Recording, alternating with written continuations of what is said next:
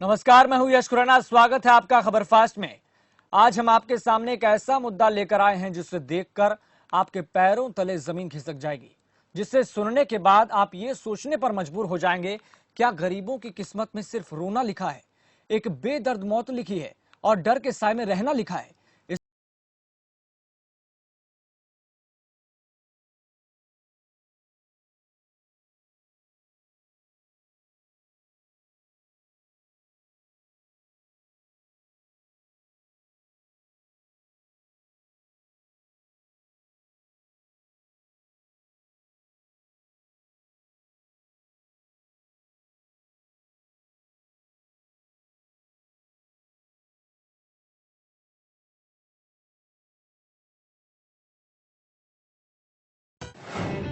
चिलचिलाती हुई ये धूप, पिघला देने वाली ये गर्मी, इसी गर्मी के बीच लाचार मजबूर मजदूर। पेट भूखा है, जेब खाली है, लेकिन कुछ पास है तो वो है आस। आस वो भी घर सही सलामत पहुंचने की। आखिर कब तक जारी रहेगा ये खौफनाक सफर, और कब तक आती रहेगी मौत की शर्मनाक तस्वीर। लेकिन ये आस टूट जाती है उस वक्त जब रक्षक ही भक्षक बन जाते हैं। उन्हें पैदल भी नहीं चलने दिया जाता।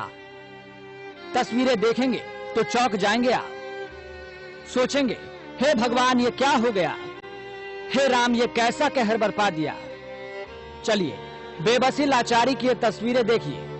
पहली तस्वीर एक पिता की, उस पिता की जो श्रवण कुमार बन गया है।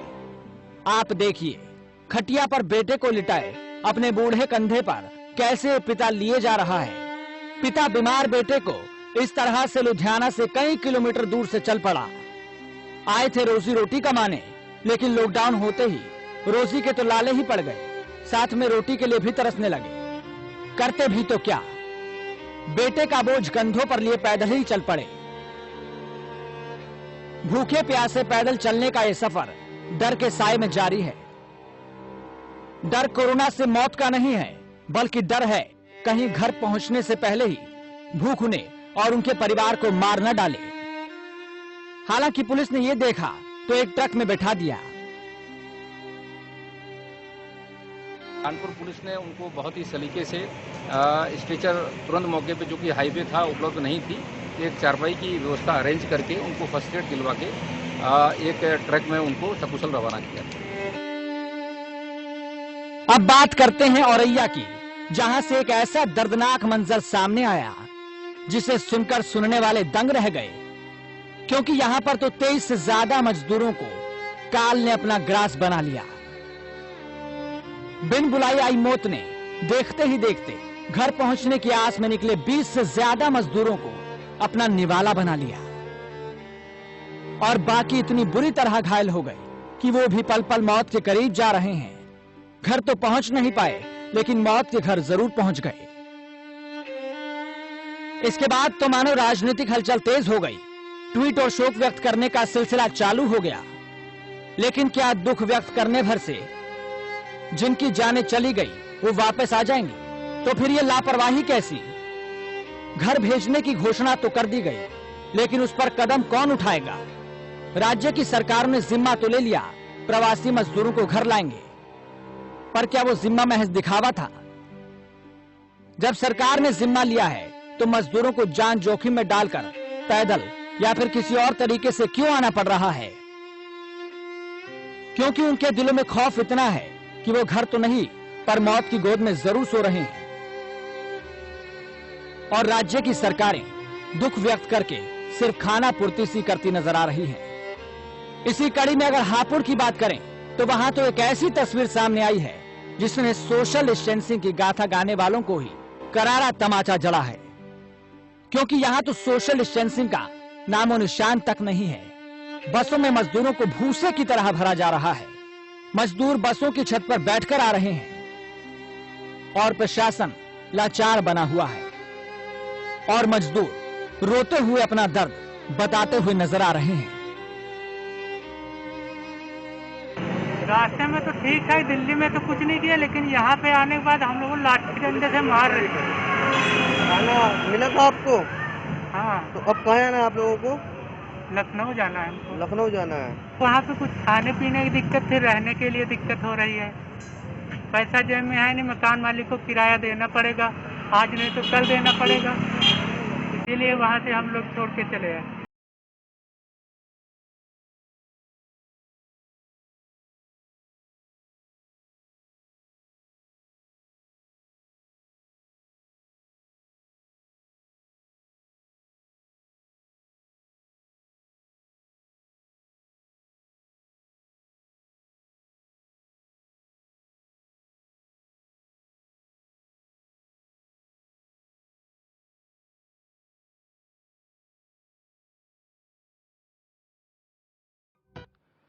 मजदूरों की मजबूरी की इंतहा की तस्वीरें हम आपको दिखाएंगे तो शायद आपके पास उसे देखने की हिम्मत ही ना हो और हमारे पास बताने के लिए शब्द ही ना हो। लेकिन उन्नाव में जो हुआ वो जरूर इंसानी दिमाग को अंदर से तोड़ देगा। यहाँ पर एक मजदूर जो दिल्ली में ऑटो चलाता था, वो अपनी पत्नी और अपने कुछ महीने के मासूम बच्चे को लेकर घर की तरफ निकला था, क्योंकि दिल्ली में वो भूखा मर रहा था, ऊपर से मकान मालिक किराया देने का दबाव बना रहे थे। बेचारा गरीब करता भी क्या, जान हथेली पर रखी और परिवार को भूख से मरने के बचाने के लिए ऑटो लेकर चल पड़ा।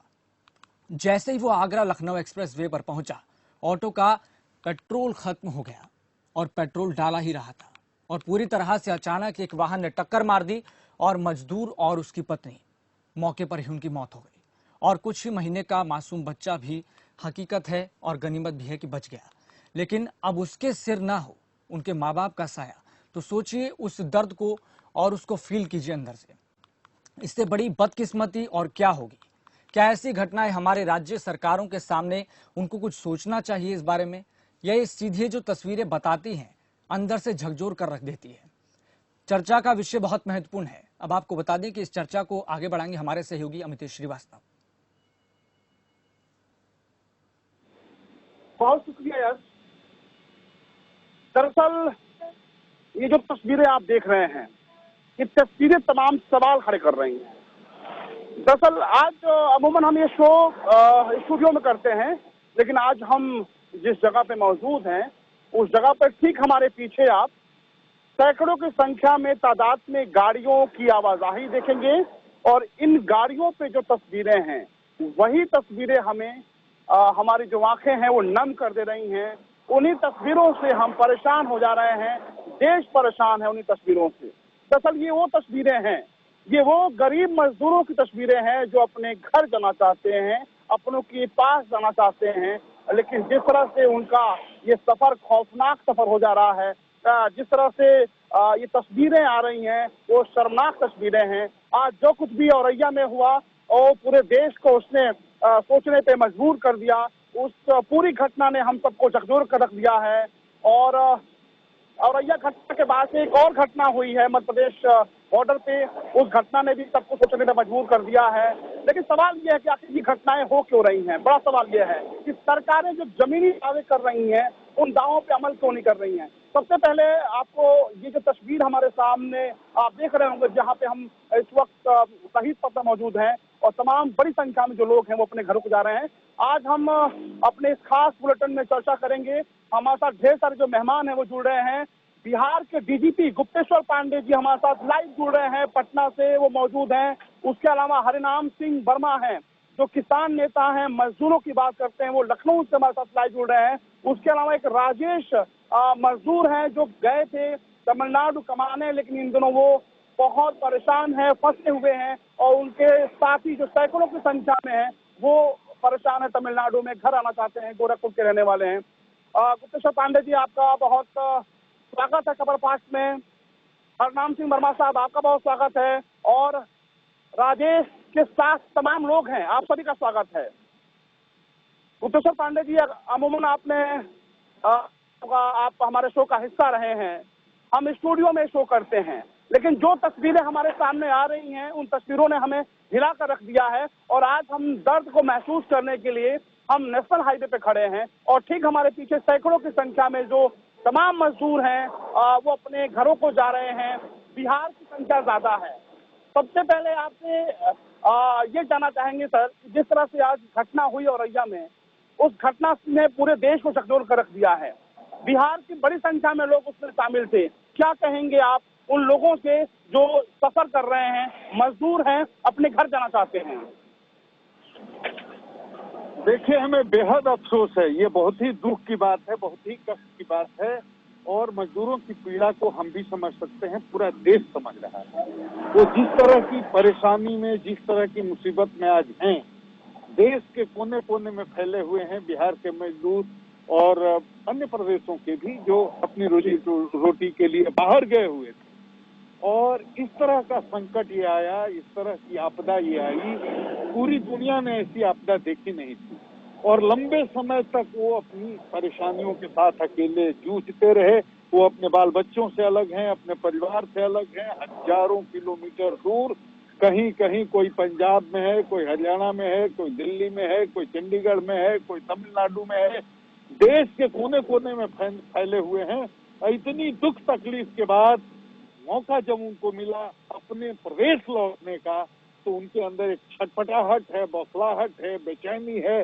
बहुत सारी मुसीबतों का सामना करते करते वो हताश हो गए हैं और परेशान हो गए हैं। वो किसी तरह पहुंचना चाहते हैं और ऐसे में अगर इस तरह की कोई घटना हो जाती है तो पूरे देश को इसका मलाल होता है, पूरे देश को तकलीफ होती है, क्योंकि मजदूर ही हमारी धड़कन है। अगर मजदूर नहीं रहेंगे तो ये देश चल नहीं सकता। वो हमारी आन है, बान है, शान है और देश की जान भी मजदूर ही है। मजदूर नहीं रहेंगे ये देश थम जाएगा, पूरी दुनिया थम जाएगी, रुक जाएगी। मजदूरों के ताकत पर ही हमारी आर्थिक पटरी पर गाड़ी चलती है। तो उनके साथ ऐसा कुछ भी हो तो सिर्फ यही कहा जा सकता है, इससे बड़े अफसोस की बात कुछ नहीं है। हम सब लोग बड़े दुखी हैं इसके साथ। बिल्कुल। गुप्तेश्वर पांडे जी, आप चूंकि बिहार के डीजीपी हैं, बहुत मेहनत कर रहे हैं इन दिनों और जिस तरह से आप हर मामलों पे मुखर दिख रहे हैं, आपने अपील भी करी है तमाम लोगों से कि सावधानी बरतें, अपने घरों को पहुंचना है लेकिन सावधानी पहले बरतें। आपकी पूरे देश भर में तारीफ हो रही है और हम आपको दिल से सलाम करते हैं। आप बहुत महत्वपूर्ण काम से जा रहे थे, लेकिन आप हमारे साथ इस वक्त लाइव जुड़े हुए हैं, अपनी गाड़ी से उतर कर जुड़े हुए हैं, ये काबिल तारीफ है। आपको हम सलाम करते हैं। गुप्तेश्वर पांडे जी, आपका एक आखिरी सवाल आपसे लेंगे कि आप देश के उन तमाम मजदूरों से क्या कहना चाहेंगे, किस तरह की अपील करना चाहेंगे? हम सबसे कहना चाहते हैं कि मजदूर भाइयों, इस देश की धड़कन सही में हो तो आप हो। आपके चलते ये देश है। हमारी सांस अगर चल रही है तो आपके चलते चल रही है। जिस दिन आप काम करना बंद कर देंगे, इस देश की सांस बंद हो जाएगी, इस देश की धड़कन बंद हो जाएगी और आप नहीं हो तो ये देश भी नहीं है। तो कभी अपने मन में हताशा का भाव नहीं लाना, कभी अपने मन में निराशा का भाव नहीं लाना। आप आ रहे हैं, आप अपने अपने घर लौट रहे हैं, पूरी सावधानी के साथ, पूरी सतर्कता के साथ, अपना बचाव करते हुए, क्योंकि घर में आपके बच्चे आपकी प्रतीक्षा कर रहे हैं, आपकी पत्नी आपकी प्रतीक्षा कर रही है, आपकी बूढ़ी माँ आपकी प्रतीक्षा कर रही है, आपके सगे संबंधी आपकी प्रतीक्षा कर रहे हैं। आपको सुरक्षित लौटना है और बिल्कुल सुरक्षित रूप से अपने घर जाना है। तो आप प्रदेश में आए, अगर बिहार में आए, यूपी में आए, जहाँ तो वहाँ की सरकार के नियमों का पालन करते हुए और वो क्वारंटाइन रहते हुए, अपने को सुरक्षित रहते हुए अपने को बचाएं, समाज को बचाएं। बिहार में आएंगे, सीमा पार का स्वागत होगा। आपके खाने के पीने की सारी चीज की व्यवस्था है। खाने पीने के बाद आपकी स्क्रीनिंग होगी। स्क्रीनिंग के बाद आपको आपके लिए परिवहन की व्यवस्था है, ट्रांसपोर्टेशन की व्यवस्था है। आपको अपने ब्लॉक तक पहुंचाया जाएगा, वहां आपको क्वारंटाइन किया जाएगा। उस अवधि में पूरे धैर्य और अनुशासन के साथ, आप धैर्य और अनुशासन का हमेशा परिचय देते हैं, पूरे धैर्य और अनुशासन के साथ क्वारंटीन सेंटर में रह करके सुरक्षित रूप से अपने घर को जाएं, ताकि आप सुरक्षित, आपका परिवार सुरक्षित, टोला सुरक्षित, सूबा सुरक्षित और देश सुरक्षित। आपकी बहुत बड़ी भूमिका इसमें होगी और हताश बिल्कुल न हो, निराश बिल्कुल न हो। कोरोना हारेगा और ये देश जीतेगा और देश आपकी बदौलत जीतेगा। आप सब मजदूर भाइयों को मेरा प्रणाम। बिल्कुल गुप्तेश्वर पांडे जी, आप हमारे साथ जुड़े, बहुत शुक्रिया। आप भी जमीन पे हैं, आप भी ग्राउंड जीरो पे हैं और खबर फास्ट की टीम भी ग्राउंड जीरो पे है। हम समझना चाहते हैं, हम उन मजदूरों के तकलीफों में शामिल होना चाहते हैं और इसीलिए हम एसी स्टूडियो से बाहर सड़क पे आए हैं और इन्हीं रास्तों से होकर जो मजदूर तबके के लोग हैं वो अपने घरों को जा रहे हैं। बिहार डीजीपी गुप्तेश्वर पांडे जी, आप हमसे जुड़े, बातचीत किए, बहुत शुक्रिया। बहुत शुक्रिया, आप बेहतरीन काम कर रहे हैं और इसी तरह से अपने कार्य को आप आगे बढ़ाते रहिए। आपने हमसे बातचीत की, इसके लिए बहुत शुक्रिया। हरनाम सिंह वर्मा साहब, आपके पास आएंगे, लेकिन उससे पहले हम चलेंगे तमिलनाडु, जहां से तमाम जो मजदूर हैं, तबके के लोग हैं, वो जुड़े हुए हैं हमारे साथ। वो रहने वाले गोरखपुर के हैं, इन दिनों तकलीफों में हैं। राजेश जुड़े हुए हैं हमारे साथ। राजेश, आप बताइए कि अभी आप कहाँ पे हैं और कैसे हालात हैं वहाँ के? जी सर, हम इस समय तमिलनाडु में है सर। 2 महीने से हम लोग को खाने पीने का कुछ नहीं है सर, और हम लोग घर जाना चाहते हैं सर। बहुत प्रॉब्लम है सर हम लोग के पास। राजेश, कहाँ के रहने वाले हैं? गोरखपुर में आप कहाँ के रहने वाले हैं? आपकी बातें देश सुन रहा है, तमाम अधिकारी सुन रहे हैं। कहाँ के रहने वाले हैं आप और कितनी संख्या में आप लोग हैं? किस तरह की दिक्कतें हो रही हैं? सरकारी मदद मिल रही कि नहीं मिल रही आप लोगों को? नहीं सर, प्रशासन का कोई सर व्यवस्था नहीं हम लोग के पास। हम लोग गोरखपुर के रहने वाले सर। 2 महीने से हम लोग रूम भी छोड़ चुके हैं। एक ही रूम में सर हम लोग 15-20 लोग रहते हैं सर। बहुत प्रॉब्लम है, हम लोग घर जाना चाहते हैं। हम लोग गोरखपुर के रहने वाले सर। प्रशासन भी कोई काम नहीं सर कर रहा है। हम लोग जो भी आ रहे हैं, आज होगा कल होगा, आज देंगे राशन कल देंगे राशन, आज ट्रेन है कल ट्रेन है, यही करके सर हम लोग को 15 दिन से टाल रहे हैं सर। हम लोग बहुत प्रॉब्लम है सर। बिल्कुल, उम्मीद करते हैं कि आप जल्दी अपने घर पहुंचेंगे। राजेश, हमारे साथ आप लोग बने रहिएगा, आपसे दोबारा भी बातचीत करेंगे। हरनाम सिंह वर्मा साहब हैं, किसान नेता हैं, मजदूरों के नेता हैं और इन दिनों बहुत दुखी और परेशान हैं। हरनाम सिंह वर्मा साहब, जो औरैया से आई, जो तस्वीर उन्नाव से आई, जो तस्वीर मध्य प्रदेश के बॉर्डर से आई, उस तस्वीरों ने झकझोर दिया और इसीलिए आज हम सड़क पे आए हैं। अमूमन ये आप ये शो स्टूडियो में देखते हैं, लेकिन आज हम सड़कों पे आके इन मजदूरों का जो दुख और तकलीफ है वो समझने की कोशिश कर रहे हैं। इस पूरी घटना के बारे में क्या कहेंगे? सरकारों को किस तरह का ठोस कदम उठाना चाहिए? देखिए, ऐसा है, जिस तरीके से पूरे देश के टीवी चैनलों में जिनको श्रमिकों को जो मजदूर कहा जा रहा है, ये जैसे पूर्ववर्ती एक सरकार थी, अगर उस वर्ग को उनके वर्ग का नाम ले लिया जाता था तो कार्रवाई हो जाती थी। ये दरअसल मजदूर नहीं, ये श्रमिक है। ये श्रमिक पहले किसान हुआ करता था। ये भूमिहीन हुआ जब इनका अपनी खेती किसानी से काम नहीं चला, तो बड़े शहरों में ये हमारे किसान भाई श्रमिक बन के दूसरे प्रदेशों में काम करने जाते हैं अपना परिवार चलाने के लिए। हमको इनके प्रति इतनी संवेदना है कि आज मैं जो देख रहा हूं, हालांकि मेरा ये चरित्र नहीं है, ये मेरा नेचर नहीं है, लेकिन जो वर्तमान देश की सरकार है, जो देशों में राज्य है, उनके जो मुख्यमंत्री हैं और जो ये राजनेता हैं, जी, जिस तरीके से खोखले दावे करके ये जो जिनको मजदूर कहकर संबोधन किया जाता है, इसका मुझे बहुत कष्ट हो रहा है। ये मजदूर नहीं है, ये कल हमारे ये जो पूर्वज थे, ये भी किसान थे। अपना परिवार न चलाने पाने की स्थिति में ये भूमिहीन हुए और फिर दूसरे प्रदेशों में ये श्रम का काम करने के लिए अपना परिवार चलाने के लिए जाते हैं। इनको मजदूर कहकर संबोधन किया जा रहा है। मजदूर मजदूर, कर्म भूमि जन्मभूमि, मतलब देश में क्या हो रहा है?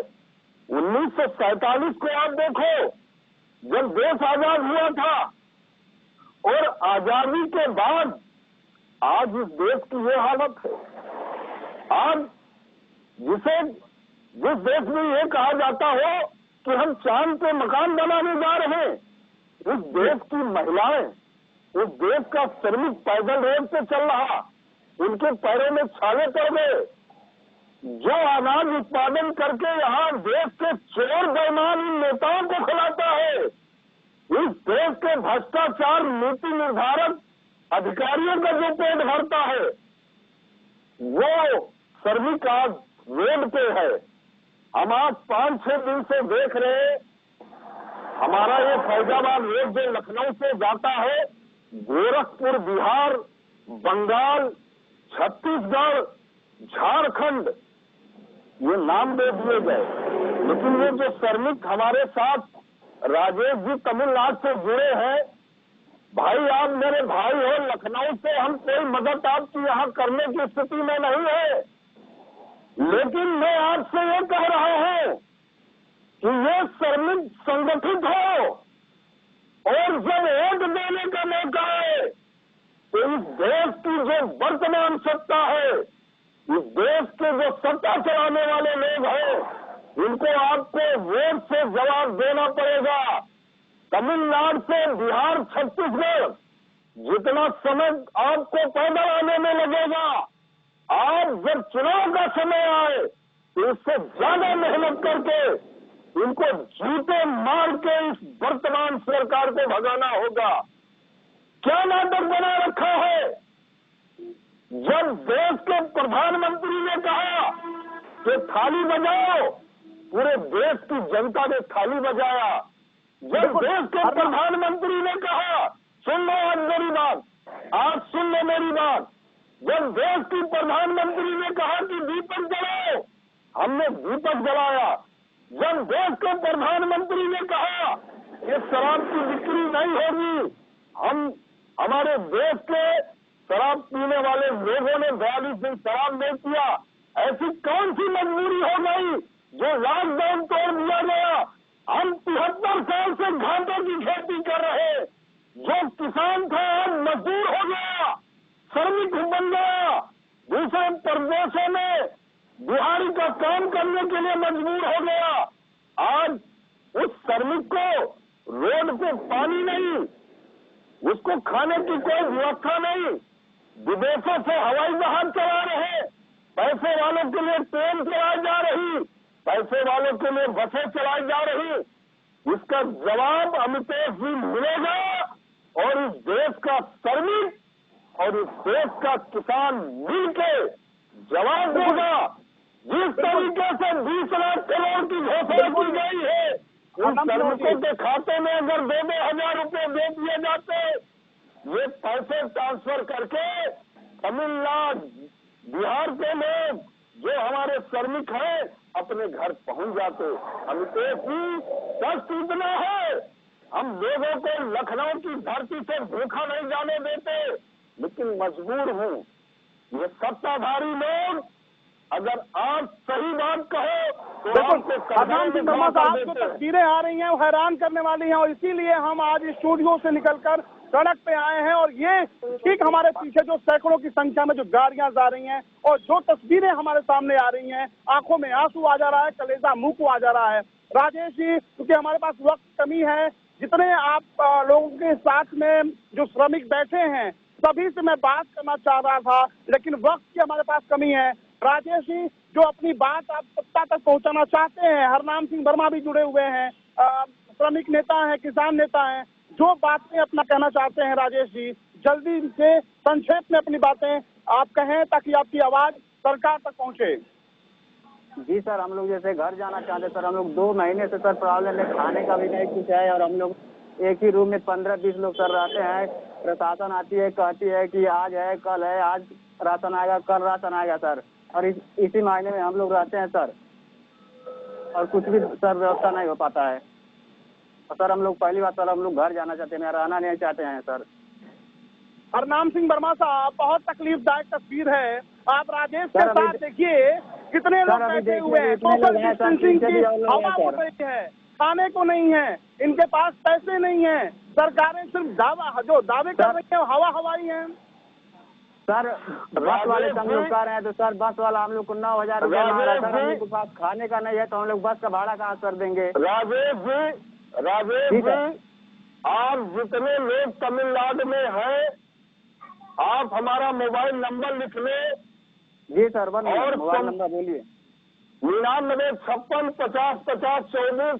मैं लखनऊ में रहता हूँ और यहाँ से कोई बस कर लो और मैं आपको लखनऊ से पैसे भिजवाऊंगा।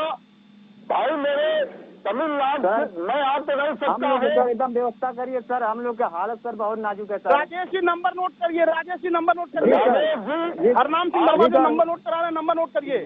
जी सर, 1 मिनट रिपीट करिए सर नंबर। 99 56 50 50 24। 50 50 24। हरिनाम सिंह वर्मा। आपको जो भी भाड़ा किराया जहां तक लगेगा, तमिलनाडु से बिहार छत्तीसगढ़ जहां भी जाना चाहते हैं, वो धनराशि हम आपको उपलब्ध करा देंगे। सर हम लोग के 2 दिन का भी खाने का सर पैसा नहीं है सर, हम लोग के पास कुछ भी नहीं है सर, हम लोग का हालत सर बहुत नाजुक है। आज ही हम प्रशासन से यहाँ बात किए सर, कुछ भी लाना है, अभी कहा है कि हम ला रहे हैं, आज ला रहे हैं, कल ला रहे हैं सर, अभी तक हम लोग के पास कोई व्यवस्था नहीं सर। आप कहाँ से रहने वाले हैं? जी सर, हम गोरखपुर के रहने वाले हैं, उत्तर प्रदेश के। आप गोरखपुर उत्तर प्रदेश के रहने वाले हैं। आप हमसे इस कार्यक्रम के बाद में 8 बजे संपर्क करना और खाता नंबर भेजना। जो भी सर्विस भाई है उनको तमिलनाडु से गोरखपुर आने की व्यवस्था का जो भी खर्च होगा हम उसको उपलब्ध कराएंगे। बहुत शुक्रिया हरनाम सिंह वर्मा साहब, आपकी दलेरी को हम साथ देते हैं, आपके शख्सियत को हम सलाम करते हैं।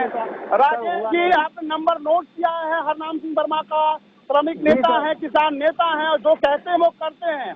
अभी आप कोई भी दिक्कत हो, आपको से जाने के बाद से आप हरनाम सिंह वर्मा जी से बात करिएगा, आपकी तकलीफें दूर होंगी। मेरा नंबर आपके पास है, कोई भी दिक्कत होगी मुझे फोन करिएगा। आप बहुत जल्द घर वापस आएं, ये उम्मीद करते हैं। आप सभी का बहुत शुक्रिया। वक्त की कमी है, हम चाहते थे लंबा बातचीत हो आपसे, लेकिन वक्त की हमारे पास कमी है। हरनाम सिंह वर्मा साहब आपका शुक्रिया। डीजीपी बिहार गुप्तेश्वर पांडे जी आप जुड़े, अपना कीमती वक्त दिया, आपका शुक्रिया। राजेश जी आप तमिलनाडु से जुड़े, मुसीबत के वक्त में भी आपका बहुत शुक्रिया। तो ये तमाम लोग हैं जो इन दिनों तकलीफों में हैं, परेशान हैं, और जो तस्वीर देश के अलग अलग जगहों से आ रही है वो शर्मनाक है। उम्मीद हम सब हाथ से करते हैं कि जल्दी ये तस्वीर बदलेगी और वो तमाम श्रमिक भाई बाहर फंसे हुए हैं अपने अपने घरों में पहुंचेंगे। देश और दुनिया की बाकी और ताजा तरीन बड़ी खबरों की चलते हैं दिल्ली स्टूडियो यश के पास। चलिए, उम्मीद यही है कि ये तस्वीर जरूर बदलेगी और राज्य सरकारें इस ओर ध्यान देंगी। चलिए, फिलहाल इस चर्चा में इतना ही। मुझे